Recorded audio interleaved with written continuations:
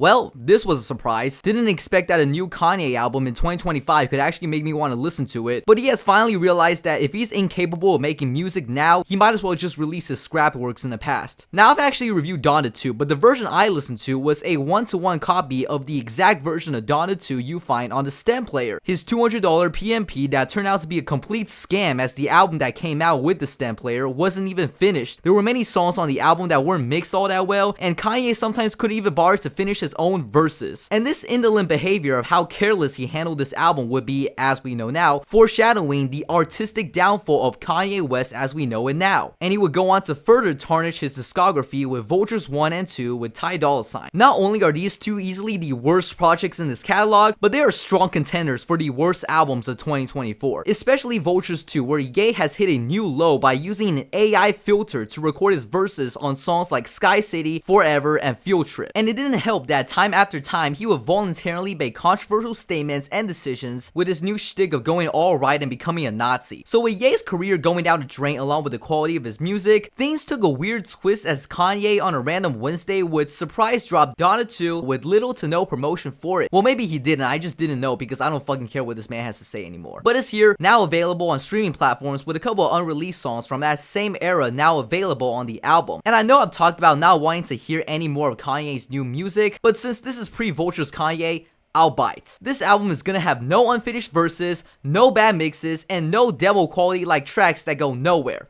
What I just told you was a complete lie. Let's start with the changes Ye made on the album, because I actually do have a review for Donda 2 on this channel, the stem player version of the album. Matter of fact, out of every single Kanye album I reviewed, why is this one the most popular one? You guys know that I have Kanye reviews on this channel that are actually positive, right? Anyways, the first track I want to talk about is Pablo. Pablo desperately needed a rework because that song could have been a banger on the stem player of Donda 2 had the song not ended abruptly right after Future finished his verse, because the ending of that song was clearly forced. And we do get a thorough outro, even if it's just Travis repeating the hook. But for some reason, the instrumental at the second half of Future's verse after he oiled up, like discomforting loud. Or maybe the problem is with Future's verse being too quiet. I don't know. The Marilyn Manson appearance was completely unnecessary. I'm not sure why Kanye thought his deep voice sounded anything outside of goofy on that song. This dude literally looks like if Jeff the Killer was a real human being. The mix on Too Easy has drastically improved, though I still think the song is trash thanks to Kanye's ridiculous auto-tune effect on his voice. However, the real trophy for the most improved song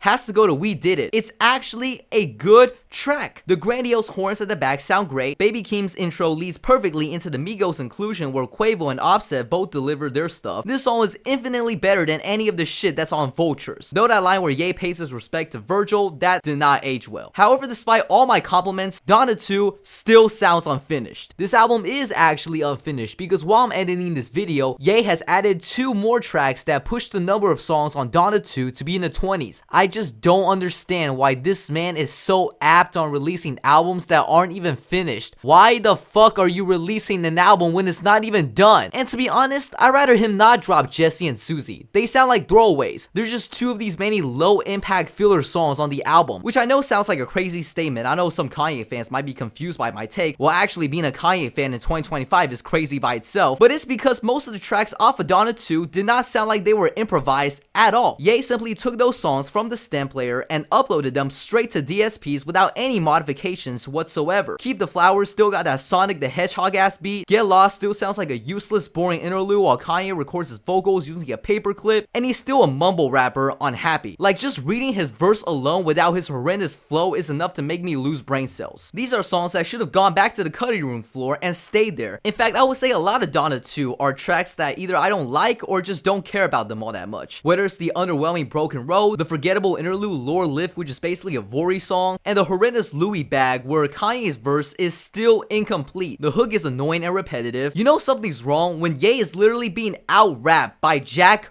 Harlow. All this pressure on me, they wish I fall over. Too bad I'm a winner, like fall over. Get it? Cause once falls over, it's winter. Winner. God, that's such a shitty bar. This dude started his verse with "I'm my little cousin's favorite cousin," which You know that bar really hits different now. If you know, you know. Future me again. Louis Bag has now been renamed to Louis Bags. You know, you gotta put the S in. And the song, if it isn't trash enough, has now been extended to 5 minutes because Ye thought his shitty verse at the end is able to make people forget that he's being out-rapped by Jack Harlow. Now this track is both annoying and boring. I still like the soundscape of sci-fi. It's really cinematic and captivating, but once again, that Morgan Freeman bar just makes me want to jump off a cliff. However, because it's 2025 Kanye we're talking about, he always finds ways to make an album sound even worse than its unreleased state. Security had the biggest lost potential because I actually really like the harsh and gothic beat. It reminds me of something off of Yeezus. If only the song appeared to be more than an introduction to a song that never starts because the intro to that song is the entirety of that song. But you know what? He did add something to the song.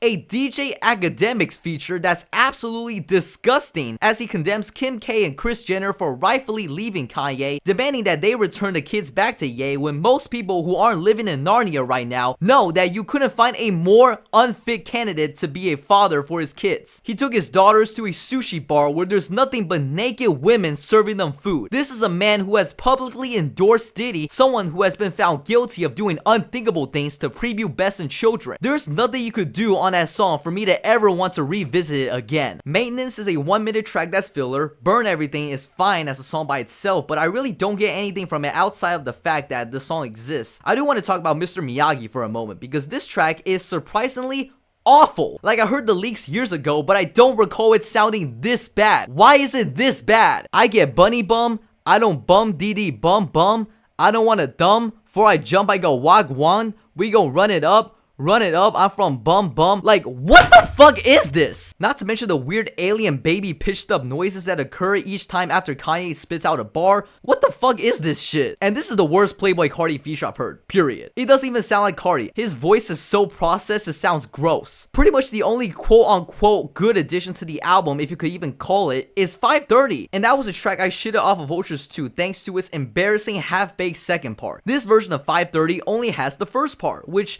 I don't mind all that much. I don't even know why I even bothered to review this thing. I knew straight from the get-go that this is not gonna sound anything good. And even though Donda 2 does occasionally surprise me, given how low my expectations are for Kanye's music right now, even with those additional tracks, Donda 2 has way more negatives than positives, which is why I'm feeling a 3 on this album. I never want to hear the argument of how Donda 2 would have been great if Ye finished it, because he did. And it sucks.